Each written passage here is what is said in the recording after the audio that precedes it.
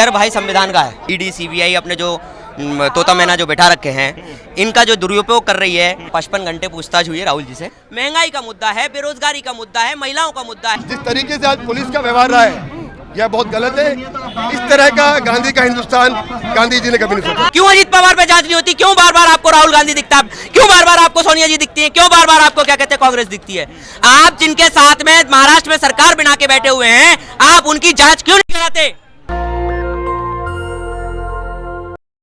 मामला कोर्ट में 25 तारीख को सुनवाई होनी है। नेशनल हेराल्ड का मामला है और मामला लगभग 12 से 13 साल पुराना है। और कांग्रेसी कार्यकर्ता जो है आज किस प्रकार से कांग्रेस कार्यालय पे विरोध प्रदर्शन कर रहे हैं, किस बात का डर है आप लोगों को? मामला कोर्ट में है। डर भाई संविधान का है कि ये भारतीय जनता पार्टी जो असंवैधानिक तरीके से बार बार अपने तंत्र को, अपने क्या कहते हैं ईडी सीबीआई अपने जो तोता मैना जो बैठा रखे हैं, इनका जो दुरुपयोग कर रही है। अपने सत्ता काल में भारतीय जनता पार्टी देश के नागरिकों को, संविधान को जो खंड खंड करने की कोशिश कर रही है, वो उसके लिए कांग्रेस खड़ी हुई है। इतना लंबा चौड़ा लोग भाषण दे रहे हैं, वो तो कह रहे हैं कि भाई कानून ही अपना काम कर रहा है। संविधान को लहराते हैं राहुल गांधी, और जब संविधान अपना काम कर रहा है, जो संवैधानिक संस्थाएं वो अपना काम कर रही है, तो उसके बाद मामला कोर्ट में। वहीं देखिएगा ये विरोध प्रदर्शन पूरे देश में जो कर रहे हैं प्रशासन और इस तरह से जो लोगों को दिक्कत हो रही है, उसका जिम्मा कौन लेगा? भारतीय जनता पार्टी, मैं एक सवाल करना चाहता हूं। आज महाराष्ट्र के अंदर एनडीए की सरकार है, गठबंधन की सरकार है, डबल इंजन की सरकार है, और जिनके साथ उनका गठबंधन है वो इस बात का क्या कहते हैं स्पष्टीकरण करें कि क्या कहते स्पष्टीकरण करें कि भारतीय जनता पार्टी के साथ में जो गठबंधन में है अजीत पवार साहब, जो महाराष्ट्र के क्या कहते हैं डिप्टी सीएम भी हैं, तो उनको मेरे को ये बताया, उनका ये बताया जाए कि उनके ऊपर जो क्या कहते हैं भ्रष्टाचार का आरोप था, उनके ऊपर जो क्या कहते हैं भारतीय जनता पार्टी के देश के प्रधानमंत्री और देश के क्या कहते हैं गृह मंत्री बोला करते थे, आज वो चुपचाप क्यों हैं? आज उनके लिए संविधान कहाँ मर गया? आज उनके लिए ये क्या कहते हैं ईडी सीबीआई क्या कहते हैं जो संस्थान है वो कहाँ मर गए? क्यों जांच नहीं होती? मतलब कि भारतीय जनता पार्टी के साथ में जो चला जाता है, जो एनडीए के साथ चला जाता है, वो क्या दूध का धुला हो जाता है? उसके सारे भ्रष्टाचार, सारे आरोप, सारे गुनाह ढक दिए जाते हैं।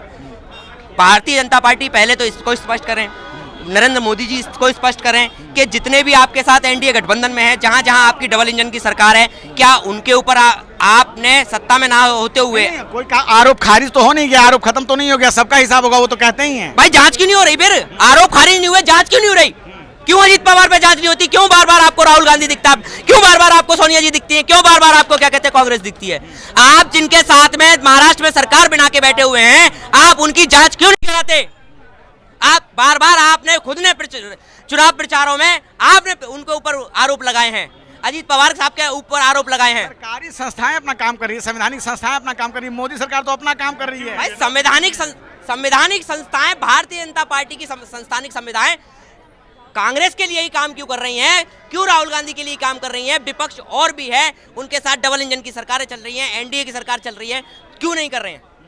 नहीं, वो कह रहे हैं कि देखिए अब 12 साल पुराना मामला है और सब कुछ का ध्यान रखा गया है। ऐसा नहीं है कि हमने हड़बड़ी में कोई काम कर दिया, हमने कोई राजनीतिक जो है बदला लिया है। और मामला कोर्ट में है, हम कुछ नहीं कर रहे हैं, हम कहीं विरोध प्रदर्शन तो कर नहीं रहे हैं, हमने कोई आंदोलन तो किया नहीं कि इनको गिरफ्तार किया जाए। अगर इन्होंने कुछ गलती की है, जिस प्रकार से जो तथ्य सामने आ रहे हैं कि किस प्रकार से कंपनी बनाकर 2000 करोड़ की कंपनी का जो है अधिग्रहण किया गया है, तब ये मामला बना। कितने घंटे पूछताछ की गई है, उसके बाद चार्जशीट दाखिल है।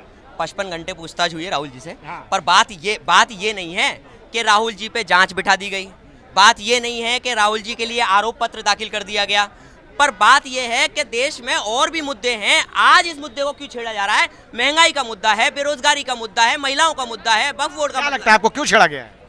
मुद्दों से भटकाने के लिए। ये तो भारतीय जनता पार्टी का पहले से ही आचरण रहा है। भारतीय जनता पार्टी का पहले से आचरण रहा है कि मुद्दे से मुद्दे को भटका देना। जिस तरीके से आज पुलिस का व्यवहार रहा है यह बहुत गलत है। इस तरह का गांधी का हिंदुस्तान गांधी जी ने कभी नहीं सोचा। राजनीति कर रहे हैं, मामला कोर्ट में है, तो फिर कोर्ट ही फैसला करेगा ना। लेकिन जिस तरह से ईडी का प्रयोग किया गया है, ये क्या अभी तो अभी जयपुर में अभी अधिवेशन ही हुआ था, एक नेशनल अधिवेशन के बाद क्या इतना घबरा गए बीजेपी के लोग कि वहाँ के अधिवेशन के बाद जिस तरह से रॉबर्ट वाड्रा के ऊपर एलिगेशन लगाए जाते हैं, जो पहले क्लीन चिट मिल चुका है। ईडी के लिए अगर आप देखा जाए तो राहुल जी ने और सोनिया जी ने सारी की सारी ईडी की इन्वेस्टिगेशन ज्वाइन की थी, लेकिन जिस तरह से अधिवेशन के बाद इस चीज़ का योग किया जा रहा है, इसमें गुंडागर्दी तरीके से उनकी आवाज़ को दबाया जा रहा है। कांग्रेस का एक एक वर्कर सड़क पे उनके साथ संघर्ष करेगा। कुछ गलत नहीं है तो डर क्यों रही है? गलत है। जिस तरीके से और जिस टाइम पर ये सब किया जा रहा है, कोई भी समझ पा रहा है कि क्रोनोलॉजी क्या है। इधर अधिवेशन खत्म होता है, इधर नए संगठन के लोग अपॉइंटेड होते हैं, और इधर एकदम मीडिया का संबंध लेके इन सबको इनके खिलाफ ये किया जाता है। दस्तक की आपसे गुजारिश है कि अगर इसको बचाना चाहते हैं तो नेशनल दस्तक को सब्सक्राइब करने के लिए रेड कलर के सब्सक्राइब बटन को दबाएं, फिर बेल आइकन की घंटी दबाएं। नेशनल दस्तक को बचाने के लिए बहुत जरूरी है कि हर खबर को शेयर करें, लाइक करें, कमेंट जरूर करें।